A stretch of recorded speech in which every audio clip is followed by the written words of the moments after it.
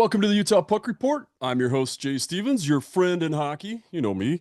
Also, I want to thank our sponsors, Larry H. Miller Toyota in Murray.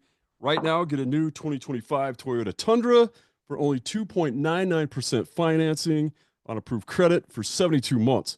Just go ahead and stop in at Murray or check them out at LarryHMillerToyota.com. Special guest today, longtime friend of mine, and I got to tell you, this is Brian Patafie from the Salt Lake Golden Eagles, from the Calgary Flames. We're going to get into all that, but I got a bone to pick with you, Brian, because you got me addicted to Brian's goalie gear, and if you have any idea the amount of expense that's cost me over the past 30, 35 years or whatever it's been, because you gave me my first set of Brian's, and I've bought a lot since then. But anyway, welcome to the show, Brian. Well, hey, it's great to be here. And Jay, just let me touch on that. Might have given you your first set of pads, but it took the work that you put in. And I have been watching you from afar. There's one great thing about social media, and that's a chance to keep up with people from the past. And you have done a magnificent job, whether you're backing up for, a pro team or what in your playing days of growing up and everything else. So I might have given you the pads, but you had to put the work in. Well, I appreciate it, man. And I don't know if you remember. So that was when I'd played a year here in Murray, in Utah anyway. And that was my first year of hockey ever, was with Murray High. And then the very next year, and I think it had something to do with you. Actually, I guess making juniors had something to do with you, but um, I ended up at Shattuck St. Mary's for my junior year. And they're like, you need better pads than you have now. And luckily, are you in an earthquake or what's going on over there? No, I'm in Oregon, and something fell on the roof. Probably a tree branch or something. We've been having some pretty crappy weather out here, but c'est la vie. Yeah, it's actually windy and haily out here right now. Um, Brian, like you've been around. Tell me how many years you actually had in professional hockey as a trainer. 44 years, Jay. 20 in the Flames organization is my, I want to say my claim to fame. But 44 years total. And I count major junior in Canada, the Canadian Hockey League. I count that as pro hockey, even though it's major junior hockey, because those teams, some of those teams in major junior, and I'll say, the Ottawa 67s, the London Knights, the Portland Winterhawks, they operate like a pro team. I mean, they operate better than a lot of minor pro teams. Yeah, I bet. I bet. And that's kind of one of the funny things that I learned as I got older is I was watching guys come from major juniors and then play for, like, in the West Coast League and the East Coast League back in the day. It almost reminded you of Slapshot, where they're just trying to, you know, keep the bus tapes together and you're breaking down all over the place. But in the juniors, they were better taken care of than they were in their first year pro. So yeah, it's a And hard pill to swallow. where you find a lot of that too is a lot of guys coming out of Division 1 schools, whether it's hockey or football, and going on to play in the NFL or the CFL, the Canadian Football League, and they find out, wow, it's a little bit different here. We don't have this, or this. And I would say more the Canadian Football League than the NFL, because the NFL is really up their game as far as their off field and what's available to the players. But I know that at one time, not too long ago, if a CFL player wanted to work out, the team had a deal at a local fitness place. It's getting better, but Wow. you come out of something like Oklahoma or University of Georgia, BYU, your University of Utah, everything's at your fingertips there. So, Yeah. but it's Yeah, those getting better. those those guys are definitely taken care of, and you do see it. Well, a lot of colleges, especially with the new NIL stuff, man, they're having to up their game. They're having to compete more to keep these athletes and then pay the athletes. Um, Well, yeah, it's about time. You know, it is about time that the athletes are compensated. Um, but they went from zero to 250 real quick. yeah, I think there should have been a gradual thing. I think the athletes should have always been compensated. They're making money for the schools, but now you got them negotiating, and you're hearing on sports that, well, if he signs with the Jaguars, he's going to make less money than if he's playing at UNC or whatever, and that shouldn't be the way. But Yeah. the world's changing, Jay. Yeah, it'll take time. I figure it's like a pendulum. It'll swing one way and then it'll come back the other. And for a while, we'll be kind of in the middle and where we want to be, Oh yeah, right? yeah. Um, right. So 44 years and where we met, and I looked it up. You were on episode 67 of my podcast, and now this is episode 525. So Wow. uh, I had you on a long time ago, and I have a lot larger audience right now. So I think I would be doing them a disservice if I didn't step back and talk to about your years with the Salt Lake Golden Eagles. And just I want to get some of the highlights of what you remember about being here, some of the players, and all that stuff. You take us back down memory lane here. Absolutely. Well, I've made it quite clear on my social media posts, or even when I'm speaking to members of the media throughout my career, there was no better place to live. And I'm not saying that because I'm on your show right now. I've always said that there was no better place to live. And I remember prior to moving to Utah, uh, a mentor of mine, Guy Home, I'm sorry, Guy Home gave me a calendar, Salt Lake City calendar, and a bunch of real estate pamphlets because we had no internet back then in '87. And I was looking through these, going, "Wow, I can't wait! I can't wait! I can't wait!" And I got out here, and sometimes you set your bar or your expectations way up here, and then you come to reality, and it's down here. No, I didn't set it high enough. When I came to Utah, I was just overwhelmed by the natural beauty, by the kindness of the people. I had to learn about the church and how uh, the politics worked. Now, here you got a Canadian kid, early in his pro hockey career as an athletic trainer, moving out to Utah. And like when I first came out, and was well depicted in my book, uh, I said to Diane Teese, my realtor, who happened to be Art Teese's daughter, the old owner of the Golden Eagles. She was my realtor. And I'm looking around. She goes, "What are you looking for?" I said, "Well, I haven't seen a Mormon yet. I've been here for 3 days." And she goes, "What?" I said, "Well, I haven't seen a Mormon yet." And she goes, "What do you mean you haven't seen a Mormon yet? Michael from the mortgage office is a Mormon, and the seller's uh, uh, realtor is a Mormon, and so on and so forth." I said, "No, no, no, no." I said, "Michael doesn't have no long beard or big old hat." And I said, "I haven't seen a horse and buggy." And she goes, "No, that's the Amish or the Mennonites. That's not the Mormons." So it was a rude awakening for me. But it did. I'm glad it happened quick with her, and not in a more embarrassing matter. So, but uh, just love the community. The way Art ran the hockey team, and later on Larry, we didn't want for anything, and we were in the IHL. And when we first came there, we were the furthest team west, and Denver had started operating. The Denver Rangers had started operating that year, so that was our shortest road trip. But that was also the only Denver, and at that time Milwaukee and us were the only quote major league cities in the league. As the league evolved and got to the end of our tenure, 6 years later with Calgary, they had added Kansas City, Phoenix, San Diego. Vegas was coming in, so on and so forth. They had turned that league into the place every player wanted to go. And I think that's what got into Calgary's management's craw. Number one, they came down and saw the locker room that was provided for us at the Delta Center. That was one of the best in hockey at the time. wow. In hockey, not in the IHL, but in hockey. It was better than the room they had in Calgary. It was better Really? than the room in Edmonton, and so on and so forth. You know, I like.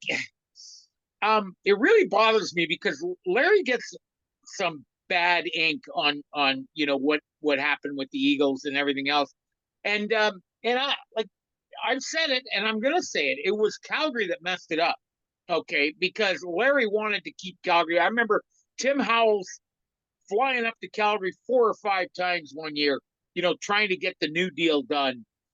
And Calgary, okay, in fairness to them, the Canadian dollar was tanking, and they wanted their prospects back in Canada, where if they paid somebody $100,000, it wasn't costing them $140,000. You know? Yeah, I can see that. Yeah. Yeah. But I couldn't. Okay. I couldn't only because selfish, young, immature, and abs. So it. I'm sorry, lost my train of thought there, but No, you were talking about how when Calgary was pulling out and you didn't want to. no, gosh, no. In fact, there was some talk at the time, but it was simply talk that they might add me because I got along well with Tim and I got along well with the Jazz staff, Sparky and TC. And there was some talk that maybe they would add a third member to the training staff. I wouldn't travel. I would stay home and work with injured players because I told them I wasn't interested in working for the Islanders. The Islanders came in for 1 year, and I wasn't interested in working in the minors for the Islanders. And so anyhow, that I didn't kind of dig too deep in it because a promise was made to me by Doug Riseborough. If I went to St. John, New Brunswick for 1 year, I'd be in Calgary the next year. Well, 1 year turned into 3, but here's something I did, Jay, that I protected me.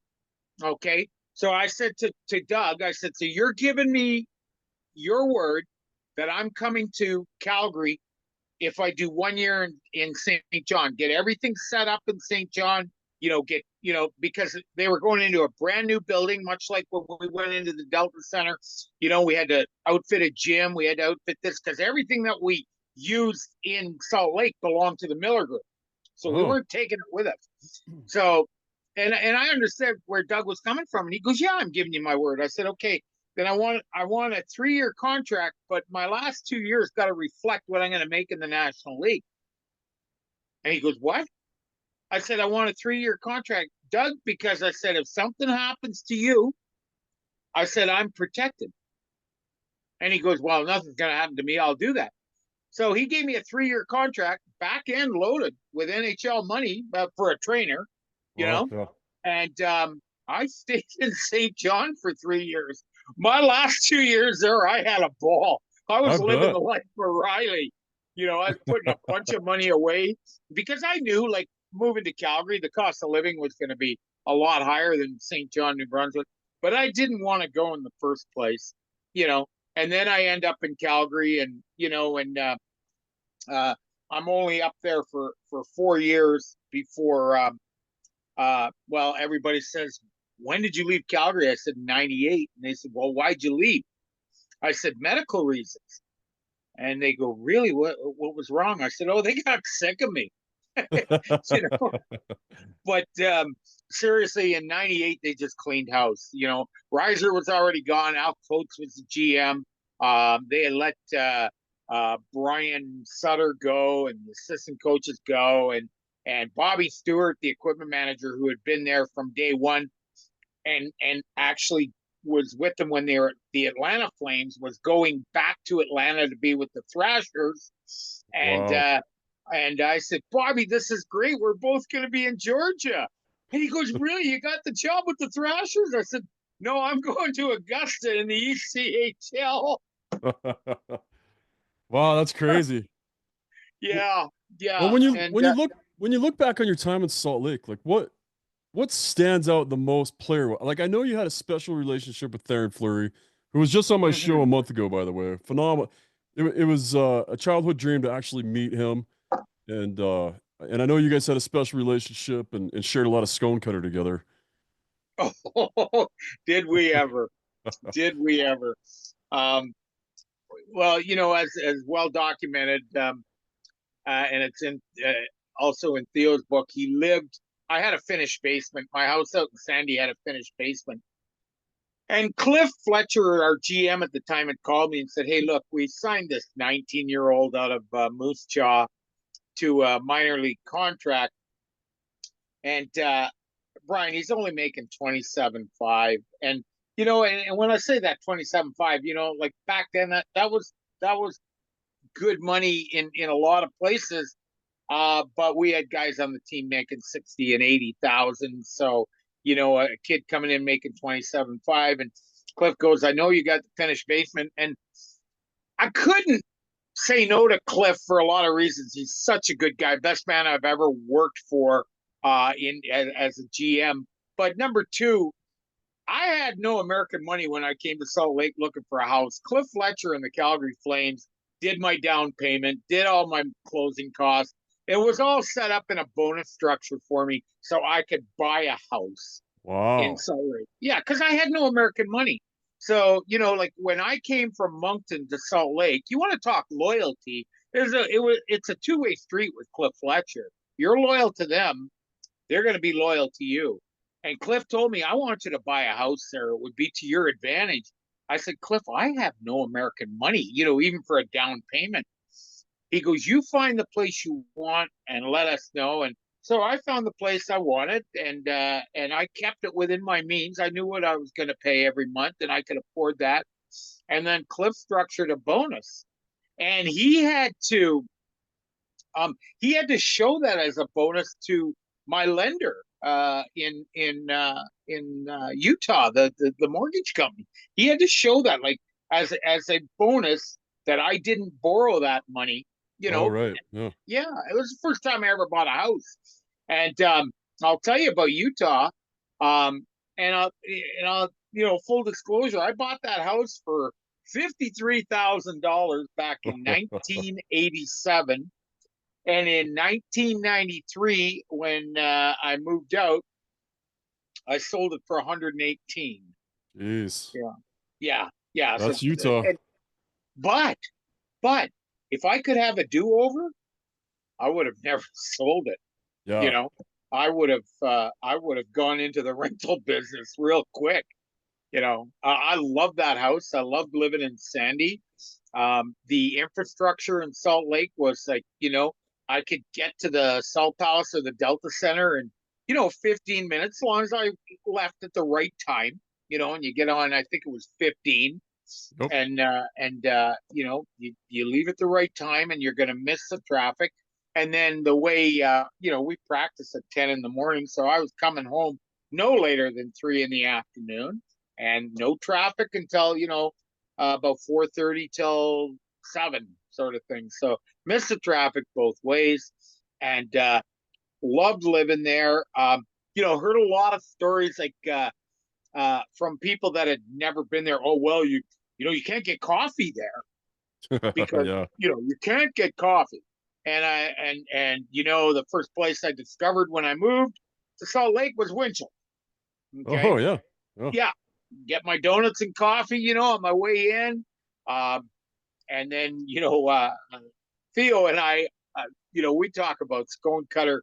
Again, if we were smart back then, we would have invested in it, because we put half our paychecks into the place. The first time I ever tried fry sauce. Oh, yeah. Now, it took me 3 years being a Utah resident before I could say Tuwella. Okay. Yeah. But just absolutely loved it. Loved it then. Well, Um, you had an amazing timing too, because a lot of the players that came through, I mean, you had to have been here, like Chernamaz was here, but then also like oh, Joey Mullen, was he here when you were here? And no, like, Joey wasn't here. Joey was up in Calgary, okay. winning Stanley Cups. So we had to Okay. go. We had to go get the Turner without him. But you know what? We had a good group. The year I was there, the first year, and we won the Turner Cup, we were coming in with a lot of pressure, because I used to call them the Green Eagles, because the team the year before with Coach Thomas, Wayne Thomas, won the cup. And then all of a sudden, Art makes the announcement, "Well, Calgary's coming in." And not only are they coming in, they're changing the colors. Like, the Green Eagles were like Oh they yeah. were they were just like part of the fabric. Okay, and so we come in right off the bat. Some girl at the we started 2-8-2 that year. So it wasn't good. We the relationship did not start off real well. If we were a marriage, we'd have been in counseling by our 10th game. I Okay. bet. Yeah, that makes So sense. I remember going over to the Green Parrot. It was the local watering hole after a game. And uh, for some reason that night, it was an exhibition game. That's what it was. And Denver only had white jerseys. So I said, no problem. We'll wear our reds. They came in for 2 exhibition games, which I got thrown out of one by Steve Metcalf. We'll talk about that later. But Okay. I go over to the Parrot after the game, and I'm in a suit, and I'm playing the role. And some girl says to me, you play for the Eagles? I said, no, I'm the trainer. She goes, are you responsible for their uniforms?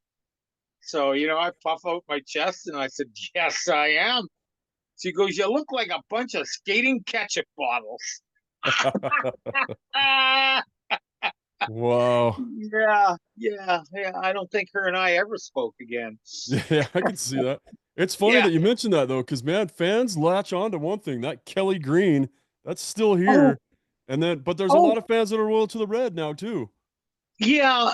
And it's so funny too, because I am a big, like, like, I know that Utah was happy they got the NHL.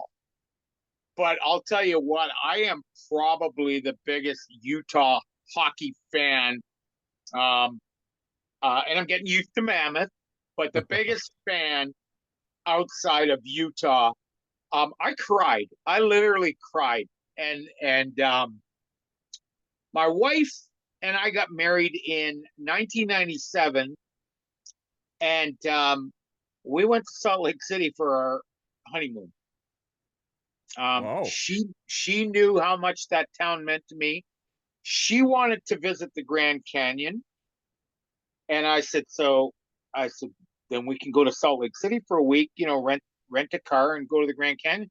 She goes, wouldn't it be easier to go to Phoenix? I said, the North Rim is less crowded, and she loved it because we also hit Bryce, Oh and yeah. I showed her in Nephi where I used to take my motor home, and it she knew. And then when I heard that Ryan Smith was bringing in the Coyotes, I just like go, wow. I've said this for well over 30 years that Utah's a big market. It's a great market, and they're going to do well. And then I remember my snide little comment. Those of you that bitched about the Delta Center for hockey, you're not bitching today. Because you got the best hockey you'll ever have. You Yeah. know, and Mr. Smith, uh, true to his word, him and Ashley are doing everything like the project they've undertaken right now to make that building more hockey friendly and also keep its atmosphere for the Jazz. That's unprecedented. You know, Oh yeah. that's a Yeah. people don't do that. I remember going into Phoenix in the NHL when they played at the old uh, U.S. West Arena or whatever it was called downtown where the Suns played. And if you were sitting in the one end, then you had to watch the jumbotron from the blue line in. You know, Yeah. Yeah. from the blue line in. Yeah, and and nobody was making the investment there. And then they, again, going back to Phoenix, talk about shooting themselves in the foot. Building that building out in Glendale, that would be like if it was in Salt Lake, building it in Wendover. You know, Right. like Yeah. if you live in Scottsdale, going Scottsdale to Glendale, it takes forever and a day. What we used to do with the Flames is the team would stay in Scottsdale because they had to be in that 5-star whatever at the time early, right? Right. And the training staff and the equipment staff would stay close to the arena, and that's when they played downtown. Oh wow. Okay, so had I been there when they went to Glendale, I know I would have stayed in Glendale because it would, I like if, even to take a cab from Scottsdale out to Glendale would probably cost you about $250. Good And Lord. the NHL likes to throw money around, but not in areas like that. You know what I mean? Yeah. So Wow, that's crazy. yeah, Tell me a so little bit about that year when you guys won the Turner Cup. Like what stands out about that year for you? we're 2-8-2, right? We started off 2-8-2, and all the naysayers locally, like, well, where's Mel Hewitt and where's this and where's that, where's this and where's that. Well, you know what? When we were 2-8-2, you know what we were missing? What? Bobby Francis. And you Oh, know, yeah. and you know why? Because Paul Baxter, and I'm gonna call it, okay, because you know what? I'm 70 years old. The good Lord can take me home any day now, and I'm not gonna go home uh, with things left unsaid. Paul Baxter's ego was so big that he didn't want Bobby on the bench. So he had him upstairs, and Bobby's talking to me through a headpiece, and I'm relaying to Baxy, and Baxy didn't want to talk to me. So Cliff comes to a game, and Cliff calls a meeting after the game with Baxy, Bobby, and myself. We were the three in hockey ops. That's all we had in hockey ops there. Mark Amicone was the GM, but he was more into PR but we were the three hockey, and I was uncomfortable going into that meeting. So Cliff says to me, he goes, Brian, who's the young man you have on the bench with you? I said, that's Ernie Everett. Do you want me to go get him? He goes, no, no, no, no. I don't want you to go get him, but he goes, wouldn't he be better up in the press box for you? And I go, no. He goes, all right, then why am I paying an assistant coach to be in a press box? And I looked at Cliff, I go, that's above my pay grade. But he was making a point. And he looked at Yeah. Bobby and he goes, you're on the bench tomorrow night. And he looked at Baxi and he goes, I don't want him in the box again unless he's suspended. And he better not be, you know. Yeah. So so now all of a sudden, Bobby's thumbprint went on the team. We went on a run and we won the cup. And you know what? I'm sorry, but I'm not sorry. It's in my book. My book came out in 09 or 08. I'm sorry. And I explained it in there. It was all Bobby Francis. All That is Bobby Francis. that's a part of that story. I knew some of that story, but that's a part of the story I've never heard before. So that's pretty Well, interesting to find out. the kids won. I call the players kids because they're so much younger now. But the Yeah. team won in spite of Baxi. Wow. One of Okay. the best stories that year. One of the best stories. Okay, pardon me. I'm sitting in my bathing suit. I have to shift around a bit because I rushed back here thinking, oh no, mountain time. I'm late. Whatever.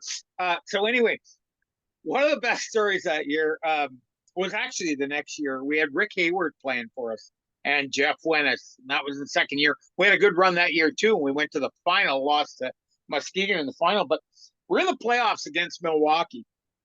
And the first two games were in Salt Lake and we split. And I remember the radio guy saying, because, the way it was set up because of travel is 2-3-2. And the radio guy's on the radio going, yeah, the Admirals can win this on home ice, blah, blah, blah. And, just to jump ahead, be a spoiler here, we won the next four games. We lost the opener, won the next one at home, and the three in Milwaukee. But anyway, in Milwaukee, between games 2 and 3, Baxi has this great idea. We're going to all go out. He said, tomorrow, he says, we're going to a German restaurant as a team. Calgary's going to pay for it. We're going to make the reservation, this. And Milwaukee is well known for its German food. And he goes, tonight's curfew, get out and get something to eat. We went into overtime that night. Grimmer actually scored in overtime. Stu Grimson. Wow. Wow. And yeah, might have went in off his head or something. But anyway, he says, go out, get something to eat. Because back then you didn't do post-game prepared meals. Guys just went on their own. But be in your own room by midnight. No problem. The next day was an off day anyway, you know? So being back at midnight's fine. So Baxi and Bobby are in the lobby at midnight, and at 5 after 12, Jeff Wennis and Rick Hayward come in, and they got a pizza in their hand, and they, wave to Baxi and Bobby. It's 5 after 12. So Baxi makes a scene. He goes, "You get 12 o'clock is 12 o'clock." And Hazy goes, "Well, hey, Baxi said, I apologize. We had to wait for the pizza. There was a line up there." He goes, "Had you ordered that pizza?" And he's telling them what time and everything else. Well, we all know everybody went for a couple of libations, and Right. then they grab their food and come back.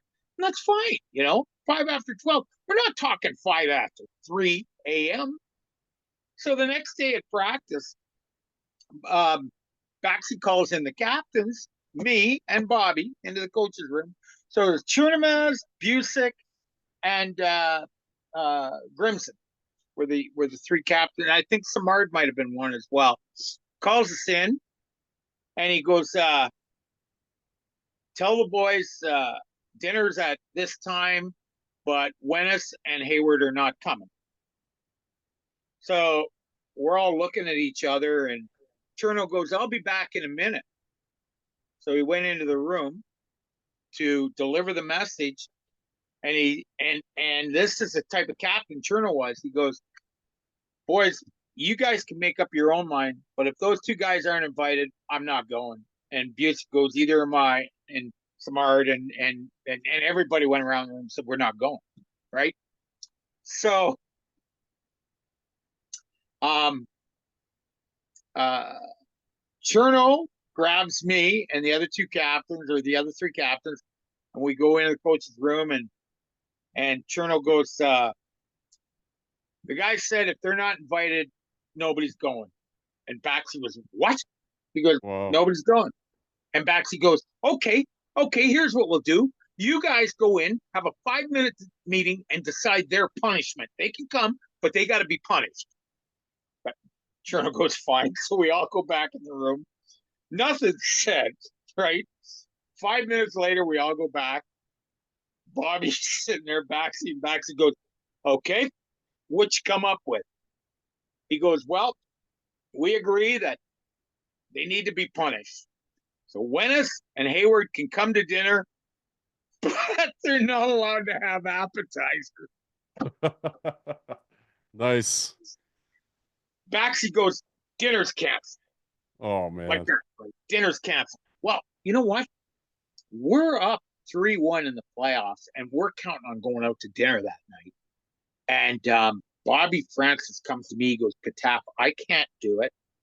But he goes, "You got to get a hold of somebody in Calgary and tell them what's going on." And he said, "I can't be the one to do it." I said, "I understand that." I said, I'll make a quick call. So I called Al Coates, who was my go-to guy, him and Al McNeil.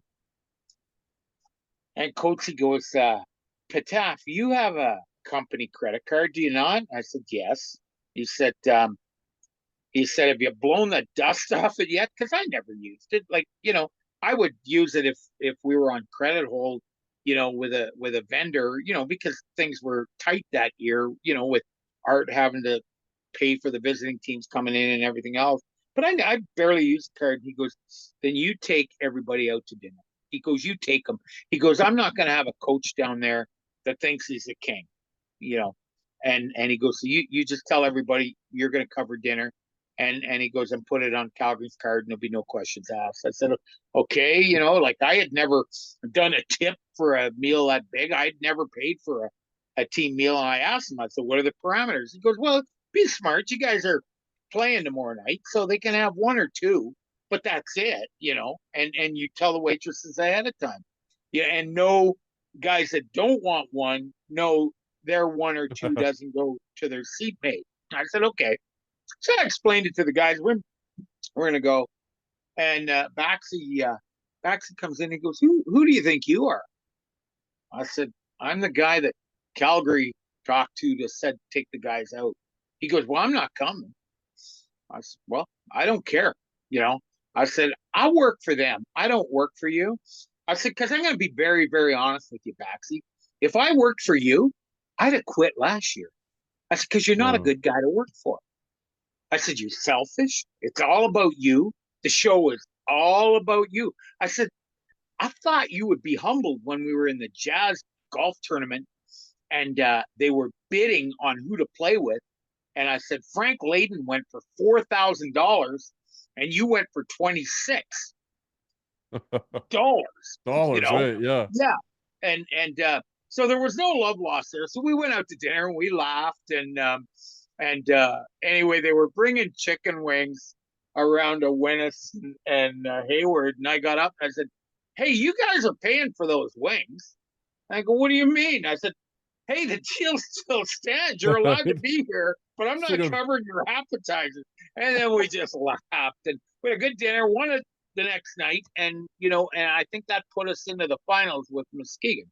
So, amazing, so that, amazing. that was an interesting year too. And then at the end of the year, Baxi goes up to Calgary and Bobby becomes the head coach. And then we went through a plethora of assistant coaches over the next few years. We had Rick Carriere, we had Jim Levins, and we had Jamie Hislop, and all three good guys.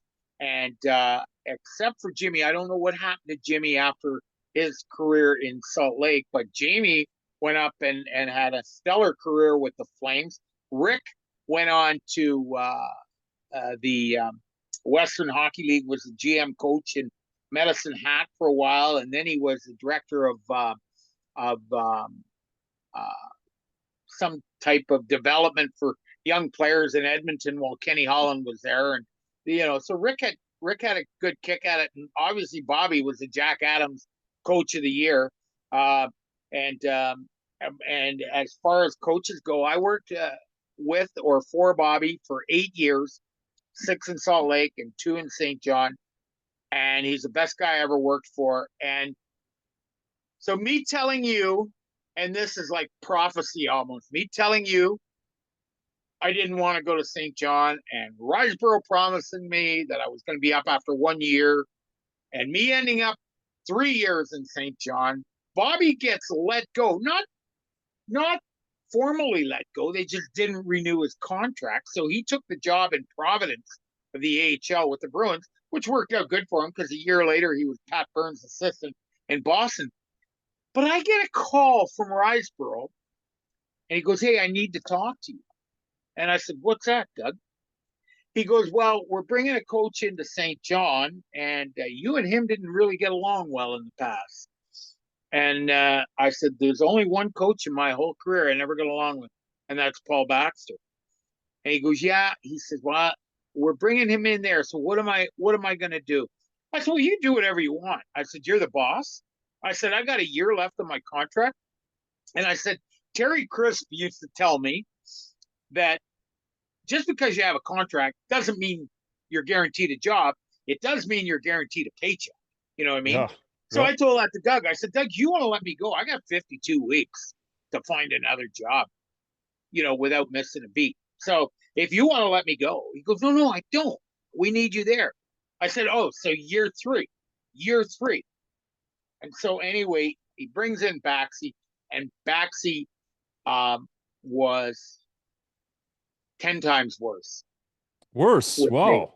Yeah, yeah. Oh. So anyway, like he and Jason Mazzotti said it best. He just control guy Patafie. Like he came in front of the players and said, see that TV up there? Because we had TV scattered throughout the room up on the wall, right? That was before flat screens, so we had shelves built for them. He said, I want it moved 4 inches over to the right. And I'm going, 4 inches. Yeah. There was no reason. Uh, He just wanted his thumbprint on it. Wow. Huh. So he's having these TVs move. Wondering about the hot tub, what temperature we keep it at. I said 106. I want it at 108 on game days for after the game. I want it at 104 on non-game days. Yeah, okay. Wow. You want it at 108. You don't want to be here in the third period when I'm standing on the edge of it, making it another 2 degrees warmer. Yeah. Because you ain't gonna like that sight. And that was kind of crap. So anyway, a month into the season, and that's the year I met my wife. We're in Greensboro, North Carolina. It's Halloween night, and that morning I get the call at the hotel. Brian, we fired Doug Riseborough today, and that was Baxy's guy, right? And I said, well, I said, you're hired to be fired in this game. And Coatsy goes, yeah. He goes, well, we wanted to let you know first. So he said, you could try and get that effing smile off your face before you go to morning skate. So I go to morning skate, and he says, I'm talking to Tom Coolin, our assistant coach. And I said, hey, Cooley, come here. I got to talk to you. He goes, what's up? Cooley is this great guy. He's this maritime guy. In fact, we've talked a bit. He said, can't wait for your show.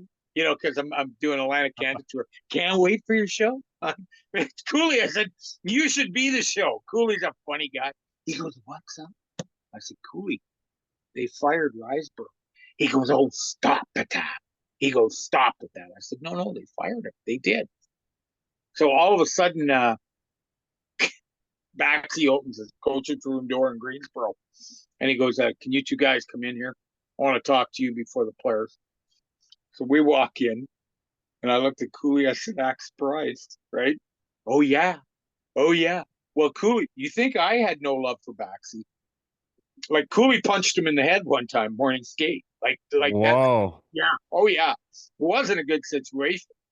So we go in, and Baxy's trying to be the guys. I want to tell you the Calgary Flames made a decision today. And Cooley goes, I know. They fired Doug Riseborough. And Baxy goes, well, how'd you know? He goes, Pataf told me. He goes, they called Pataf last night. They didn't call me last night. They called me that morning. He goes, they called Pataf last night and told him. And he looks at me, and I just shrugged my shoulders. He goes, did you not feel obligated to come in and tell me? I said, I knew they would tell you. What do you want me to do? Come in and gloat? So anyway, I get Al Coates calls me later that night. I said, after the game, and I had met Dawn that day. Dawn was the in-arena host. She was going to UNC Greensboro, but she was the in-arena host for the Greensboro. They were called the Carolina Panthers. No, the Carolina Monarchs. They were the Florida Panthers AHL team, and I had met her. And we went out after the game, and we were chatting, and I said, talking about hockey. She goes, I don't know anything about hockey. She goes, I'm a broke college student, and they give me $100 a game to walk around the arena and give away prizes and pick people to shoot the puck at a board. And she goes, I leave after the second period. And so anyway, I said, oh, you know what? This is a girl for me.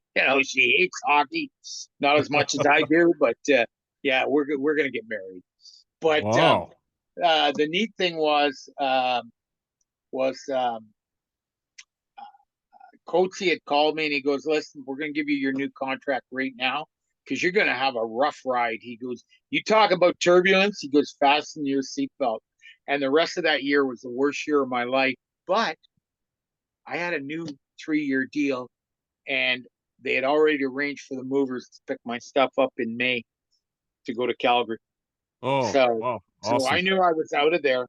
Now, you talk about a lame duck with a broken wing. I had both broken wings and my 2 web feet shot up. Man, I was like a mime. I went through the motions so much, but we got through the year, and, I said my goodbyes.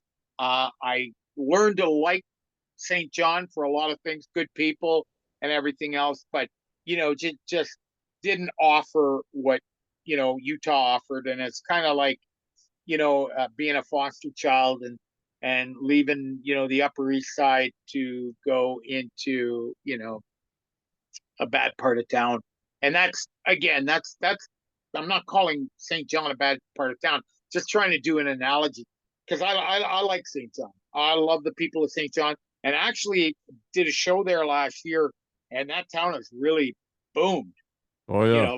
It has, added a lot of retail stuff and beautified a lot. And I stayed there an extra 4 days because I said, I was planning on leaving there and going right to Halifax for my next show, but I had 4 days before my next show, so I just stayed in St. John. So Nice. So Taff, you've yeah, been you after so long of doing hockey, and I saw you once and you talked about how, retiring hit you like a ton of bricks. And then you become the first what do you call it, the entertainer. yeah. Now that Well, you're an entertainer, you're a comedian now.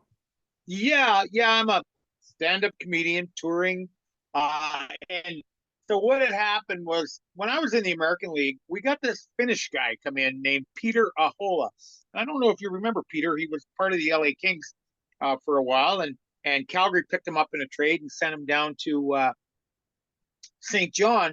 And we were playing a game in Fredericton. We won the game, and they hand the pizzas out on the bus afterwards, and the guys start going Patafie, Patafie, Patafie. So I get up, get on the microphone, and just start ripping our guys. Just start ripping each guy. And they're trying to come back, and they don't have the comeback, and then Truffleoff tried to give me a cheap shot, with a comeback in half Russian, half English, and I said, you know what you sound like, Treffy? I said, you sound like your retirement job. You're going to be a lifeguard at Gorky Park, and the guys are losing their mind, and I don't even know if Gorky Park has a swimming pool, but just stupid stuff like that. And so Peter Ahola gets off the bus and he goes, we have a new name for you. I said, what's that? He goes, the Enter Trainer. And I liked it. And Uh, I remember Donnie Brennan with the Ottawa Sun newspaper uh, wrote a story about me because I had gone back to Ottawa. I was in Ottawa with Brian Kilray from 80 to 82, and I went back there in 2003, and I was going to finish the string there. It was my hometown. We bought a house. We were living in a great area, found a great church, the whole bit. And Brian Kilray was still coaching there. He'd been there, he was an icon in junior hockey. So it was great. We had the excellent owner, Jeff Hunt, that just made sure the team had everything they needed, and more. And so Donnie Brennan wanted to talk to me about my past and the whole bit. And on the bus going from London back to Ottawa, a guy had brought a guitar, and so I started playing the guitar and singing songs that I made up in my head, and I always had the words that rhymed. You cannot find any of them on Spotify, but just making the guys again laugh. You're 8 hours on that thing from London, Ontario to Ottawa, Ontario. oh You got yeah, to kill the time. You get yeah. because the last 2 hours are like from Kingston in are just like you're pulling your hair out. And these kids had to go to school the next day. This was a Sunday game, 2 o'clock game Sunday. So we're getting in at after midnight, and they had to go to school the next day. So Donnie says, I just don't know how to title this. Life of Pataf, whatever. I said, well, I had a guy who used to call me the Enter Trainer, and he goes, oh, I love that, and he used that in the story. That was a headline in the story, the Enter Trainer, and I sort of built off that. But I will tell you, I hit a snag my first year doing stand up. I'm doing a show in Ottawa at a place called Yuck Yucks. Now, Yuck Yucks in Canada is nationwide. They have comedy clubs all over Canada, and you get a gig at Yuck Yucks, you better make the most of it. It's like getting a gig at Comedy Store. You make the Okay. most of it because there's multiple Yuck Yucks in Canada, and when you're touring, you can hit Yuck Yucks, on your tour like almost every city. So I got up and I did my thing, and I thought I killed it. And Howard Wagman came to me, and Daniel Shields, the two owners of that Yuck Yucks, came to me after the show. And Howard Wagman is really well thought of in the comedy business, like U.S., Canada. Everybody knows Howard. So Howard goes, "Hey, you got a minute?" And I said, "Yeah." And he goes, "So what's your tour called?" I said, "No Days Off." He goes, "Yeah." he goes, well, I'm going to tell you something, Brian. He goes, one line you used up there, you said, yeah, I worked in hockey for 44 years. So I'm not going to talk about hockey because I hate hockey. And he goes, you know what? This is a Canadian audience you were talking to. But let me tell you something. What you have right now, Brian, you're one of maybe 10 million guys that think they're funny. But what you can have, you could be one of 10,000 guys that has a brand. And he goes, your brand is you were a trainer in the NHL that has stepped out of the game and now you're on comedy stages. And he goes, I'm going to bet you dollars to donuts. You're getting in the door someplace because of your resume, not because of your comedy. And he was right. He was right. He said, so finish your No Days Off tour, get back to Vancouver, Chilliwack, Jamestown, wherever you're going to be, and rebrand and give me a call. He goes, because you'll be back at Yuck Yucks, but not, we don't want the No Days Off tour. So I called my son, who was 21 at the time, who works in politics, Dominic. I called Dominic, and I told Dominic, and Dom goes, "Oh, Dad," he goes, "you know what? You got to learn to take criticism. What are you going to do about it?" I said, "Well, I got to rebrand. I'm thinking like, words from the penalty box, blah blah blah blah blah blah." I said, "Have you got anything?" He said, "Give me a day." So he called me the next day, and he said, "All right, open your computer." So my computer says, "I'm sending you an email." So he sends me this logo that says "funny as puck." Yeah. I said, "That's brilliant, but how is the general public going to look at that on a marquee?" You know. He goes, "Dad, you're in comedy." You know. He says the local public knows that when they walk into a comedy club, that the political correctness stays at the door. You know. He said, "You're in comedy." So I called Howard. Howard goes, "That's brilliant." He goes, Nice. "That is brilliant." And he said, "Do you got a catchphrase?" I said, "Yeah, come on in and laugh your ice off." He goes, "I was hitting Yuck Yucks in Vancouver, Yuck Yucks in Edmonton, Yuck Yucks in Nice. Halifax, and the funniest puck." It's so funny because I'm having a major streaming company. I can't mention who because there's a kind of we've signed a can't Yeah, say right. anything, but they are going to be recording my show at the Francis Simmons Performance Auditorium in Charlottetown, Prince Edward Island, on June the 24th. Now, the auditorium is on a college campus. My agent had to go in front of the Board of Regents to get the okay for Funny as Puck, and they were just laughing. You didn't need to come here. That's hilarious. Nice. I mean, it's in June. It's not going to be students at the. In fact, they offered me residency in one of the dorms if I needed a place to stay. So yeah, the students ain't going to be there, but you know. So I'm just rolling with Funny as Puck, and I'll be turning 70 this year, and I'm driving a motorhome now and not doing the flying rental cars, hotels, because that took its toll on me. The Yeah, I bet. travel took its toll on me. Yeah. With the motorhome, I just did 5 shows in Vegas, and then I'm on my way to do another show outside of Vegas, and then I'm driving up to Oregon for my daughter's wedding. And on the drive, it's 2 o'clock in the afternoon. I'm a little tired. I get into a rest stop. I go to the back, jump into bed, and take a 2 hour nap. You know, you Perfect. Yeah. can't do that in the airport waiting for your connection. You know, Right. Right. um, I haven't brought any luggage to lose. You know, Yeah. there are delays. It's called traffic. No flight attendants, and I have a seatbelt, and I make sure it's hooked up. Take the metal clasp and put it into the thing. And if we do lose altitude with the motorhome, there's not going to be a oxygen mask that drops, but you take your head, you put it between your legs, and you kiss your ass goodbye. You know, Yep. so Yeah. So you are stopping in Utah. Tell us a little bit about that. Yeah, I'm pretty excited about that actually. It is May 23rd, Friday night, so a week from this Friday at Club 90 in Sandy. And Club 90, I guess, has changed since I used to crawl out of there in Yeah. the 80s and get in the car and go to Stonecutter, which was right in the same parking lot. It's Yep. changed. It has changed a little bit. I heard they do offer comedy shows there every so often.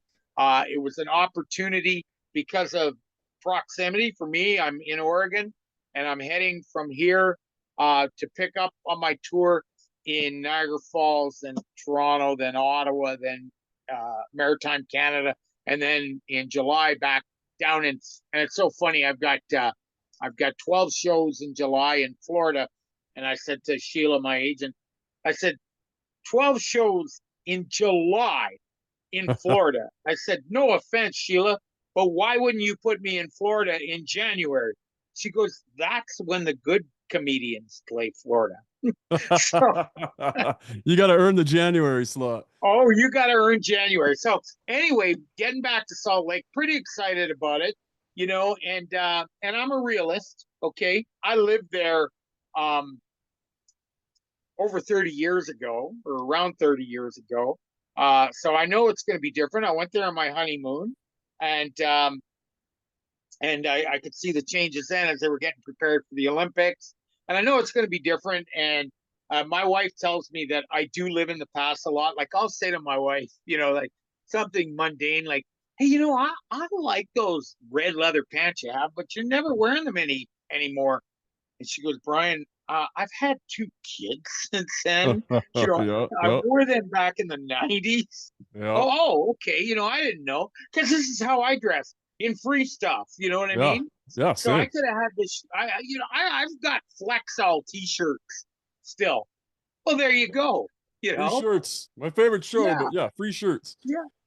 And So so Brian, you've also written two books. So you've got I have. books.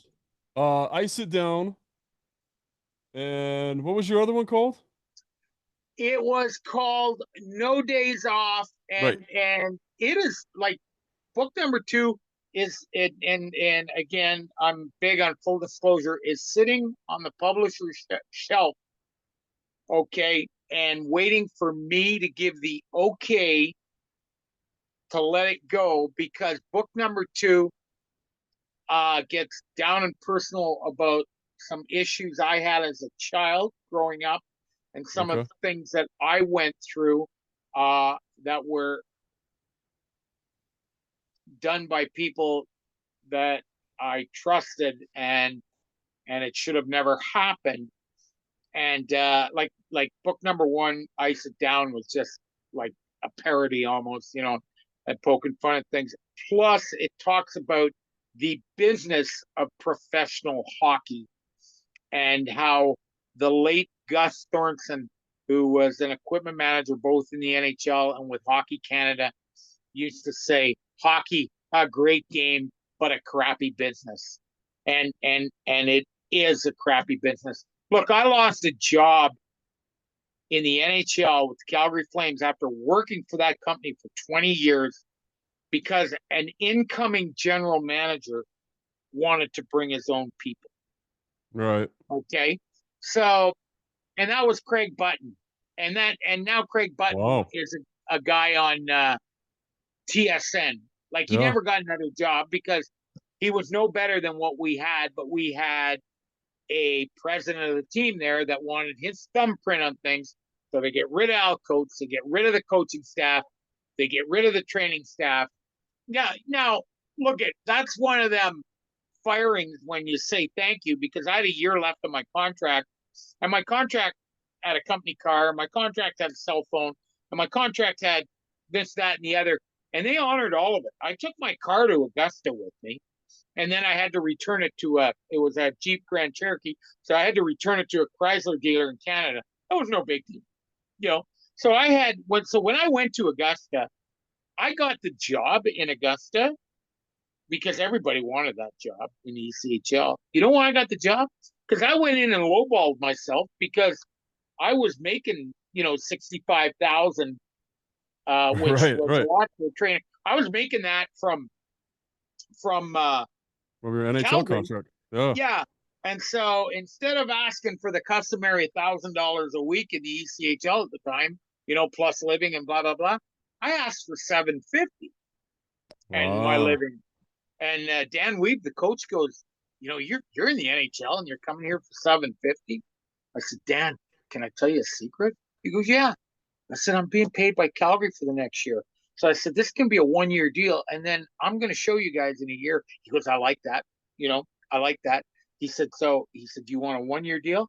I said, no, give me a two, but, say we'll renegotiate the financial part of it after one. He goes, I can do that.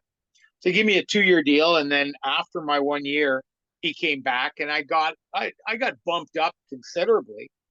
And Nice. I stayed there for 6 years. Loved it. But Yeah. by year six, people in Augusta had tired of it. It was a novelty thing. And but for me, two kids were born there. I attended the Masters every year, Wow. either with badges from people in the booster club who would give them to me and say, "Okay, you can keep these until noon, and then meet us at CVS and give because we don't want to go in at 9 in the morning, but we want to go in afternoon." And I would be there spot on in the CVS parking lot. And there they would hand them back their badges. They do the same thing the next day. I could get all the badges I want for the finals from the booster club because none of them wanted to fight those crowds on the Sunday. So, one Sunday I sat at number 15 and I watched DeMarco and Tiger come up, and I'm in the grandstand and I watched that phenomenal shot on the par three where the ball just rolled in. You see it countless times on TV, on the internet, where you see the Nike logo and it just falls in the hole. And that sealed the deal for Tiger. He went on to, finish off and beat DeMarco in that,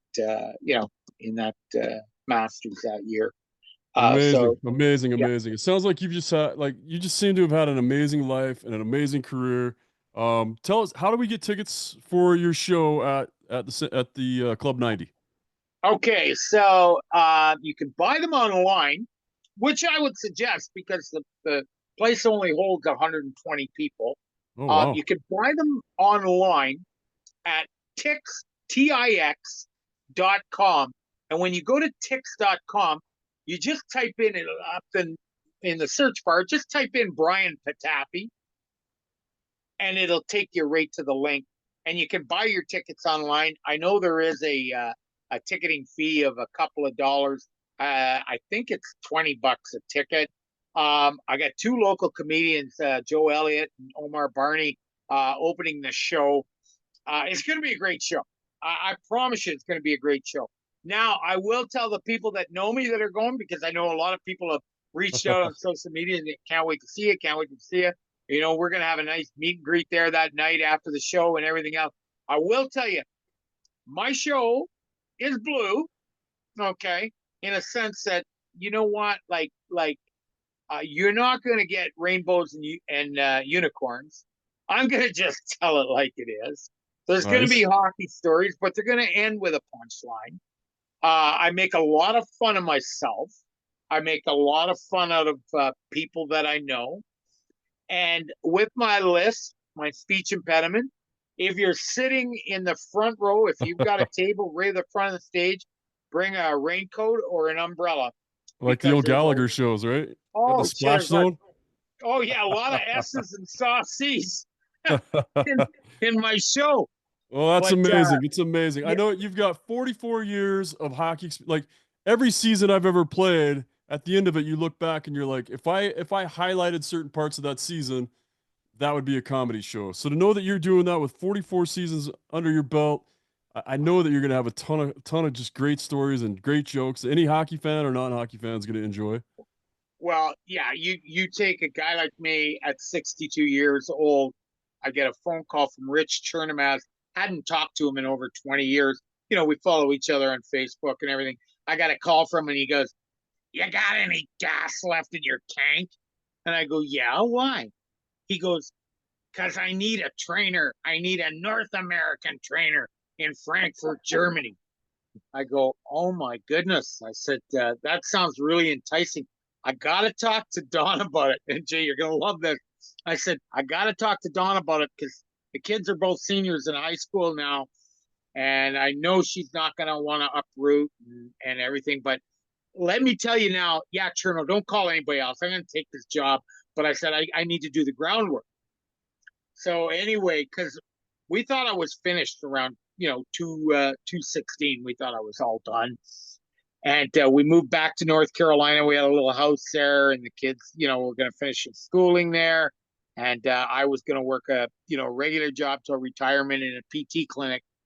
So I went to Don and I said, hey, Don, you know how a lot of uh, athletic trainers like just go for the season somewhere and they work and they can make good money and then they come back home, their family stays home. And she goes, what are you getting at? I said, well, I got offered a job. And she goes, well, she goes, we can't uproot kids. I said, no. I said, I'll go on my own. You guys can come and visit at Christmas. She goes, well, where? So I just get this little smile. I go, Frankfurt. So she gets on her phone and she punches in. She goes, oh, we can come there the odd weekend. Frankfurt, Kentucky's only an 11-hour drive from here. I said, yeah, I don't think you want to be doing a weekend to Frankfurt. And she goes, well, why not? I said, because it's Frankfurt, Germany. She goes, Brian, you're 62 years old. You don't speak a lick of German. You're not going to last 2 weeks over there. So take the job and get your free vacation and upset your buddy because you're going to quit in 2 weeks. And she just and then stomped off, right? And so I went back to her. I said, are you serious? She goes, yeah, take the job. When do you have to be there? It's the end of July. This was April. And you know what? Like I said, I was going to work in a PT clinic. I was working in a grocery store at the time Oh, wow. in produce because there were no jobs, you know. So Yeah. here was a job that paid multi-euros and paid, gave you a car to drive and a home to live in and the whole bit, And so I really wanted to do this and just for the experience. So anyway, I leave the end of July. She goes, well, we'll have a big cookout before you leave, invite all the family. So, and my wife's got a better sense of humor than me. So we have this big cookout, invite the whole family, and she's at the grill doing hot dogs, right? And I'm looking like, where's the chicken? Where's the burgers? Whatever. And she's got all the fixings, and she's got the salads and the potato chips and the drinks, and it's a nice thing, but she's just cooking hot dogs. So, I'm a little bit perturbed. I'm going to a foreign country. I said, Don, and I called her out right in front of her family. I said, Don, I am leaving in a few days to move to a foreign country, and you want to have a celebration with hot dogs? They're not hot dogs. They're Frankfurters. And if you There you go. wanted something better, you should have gotten the job in Hamburg. Nice. Nice. Yeah. And then Well, 5 minutes later, my son comes out with a tray with chicken and burgers. She was oh, just wait. She nice. knew I was going to She was say setting something. you up. She was setting Oh, you up. she set me up like a slow pitch. She just lobbed it in there. I And love it. but so after 2 weeks, she's seeing all these posts on Facebook. I'm visiting this castle. I've gone here. I've gone there. I went to Amsterdam for lunch. Yeah. Four Yep. hours. And on an off day, we were playing two friendlies in the UK, the whole bit. So she said, you said that and we were on WhatsApp. She said, you said the owner will bring us over for Christmas. I said, yeah. She said, we'd like to come over December 1st and come home January 3rd. I go, well, Wow. that's, you're pulling the kids out of school for a while. She goes, that's okay. She goes, we want, if we're coming to Europe, we want to experience it. So they came over December 1st and they're not there 5 days. And my wife comes to me and she goes, the kids want me to homeschool them. She goes, we'd like to move here with you. And they want me to homeschool them and finish up school here. I said, well, I would love nothing more than that. Well, I've seen them more when they were living in the United States because I would come home from the rink and they're on the train going to Finland, or they're on the train Oh going to yeah. Oh yeah. Switzerland, and they visited all of Europe. The only place they didn't go was Russia. They went to Czech Republic. They went everywhere, Yeah, of course. and you know what? You couldn't pay for the experience they got over there, and the infrastructure over there, the trains. Like it was a 4 hour drive for me to go to. Like I said, I'd go to Amsterdam for lunch. It's 2 hours on the train, Yep. and €39. You know, Yeah, I know. It's amazing so though. yeah, All right, yeah. Brian. Well, I think we got to wrap up the show. I'd love to have you on again and talk more Salt Lake Golden Eagles stories. And I'll come. I'll come yeah, back for episode 1991. Now you I might like be it. talking. You might be talking to an urn full of ashes, the way I feel some days. But I'll have Don set it out here and the coffee can, and you can talk to it. If you get an answer, let me know. Sounds good. I feel the same way, buddy. All right. That is the show for today. Brian Patafie, thank you so much for being on the show. We'll see you at Club 90 next Friday night. And Yep. that is the Utah Tick. Puck Report. Yeah, ticks.com.